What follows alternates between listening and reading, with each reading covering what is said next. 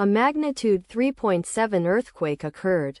Guerrero, Mexico. 21 kilometers NW of Acapulco de Juarez, Mexico, or 5 kilometers SA of Coyucha de Benitez, Mexico. On Thursday, the 5th of June 2025, at 3 hours 58 minutes and 25 seconds local time. The quake had a depth of 5 kilometers and was not felt, or at least not reported so. Data source from EMSC. Did you feel it? Let us pray. May the earthquake that occurred not affect our brothers and sisters there. May the earthquake not happen again. And may God protect everyone. Amen.